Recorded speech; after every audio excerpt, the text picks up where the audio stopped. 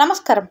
అయోధ్యలో బాలరాముడి ప్రతిష్టాపనతో దేశం మొత్తం రామనామంతో మారుమోగిపోతుంది. అయోధ్య రాముడు విగ్రహాన్ని పోలిన విగ్రహం హైదరాబాద్ శంషాబాద్ దగ్గరలోని అమ్మపల్లి రామాలయం భక్తులతో కిటకిటలాడుతోంది.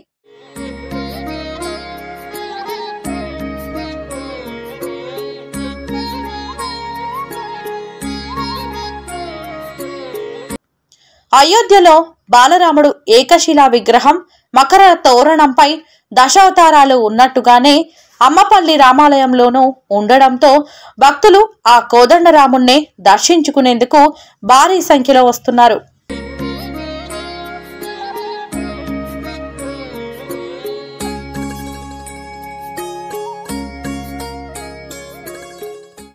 అమ్మపల్లిలో రాముడిని దర్శించుకుంటే అయోధ్య రాముడిని చూసినట్టుగానే ఉందని భక్తులు చెబుతున్నారు.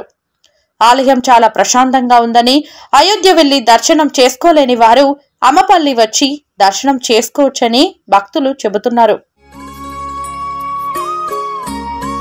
అమ్మపల్లిలో కోదండరాముడితో పాటు దశావతారాలను దర్శనం చేసుకోవచ్చని భక్తులు చెబుతున్నారు.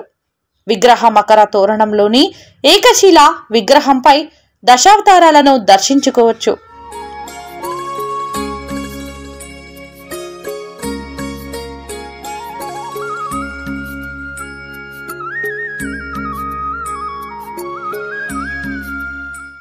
ఈ ఆలయాన్ని 11వ శతాబ్దంలో నిర్మించారని స్థానికులు చెబుతున్నారు. ఏ ఆలయంలోనైనా ఒకటే ధ్వజస్తంభం ఉంటుంది, కానీ ఈ ఆలయంలో మాత్రం గర్భగుడి ఎదురుగా 2 స్తంభాలు దర్శనమిస్తాయి.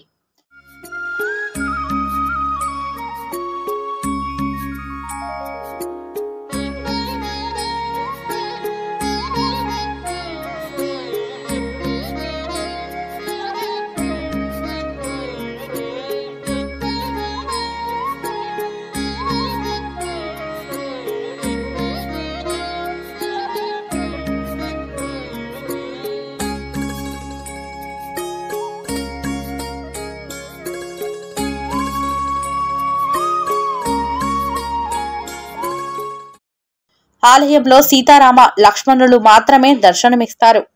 ఆంజనేయ స్వామి గర్భగుడికే ఎదురుగా ఉన్న ధ్వజస్తంభం దగ్గర దర్శనమిస్తారు.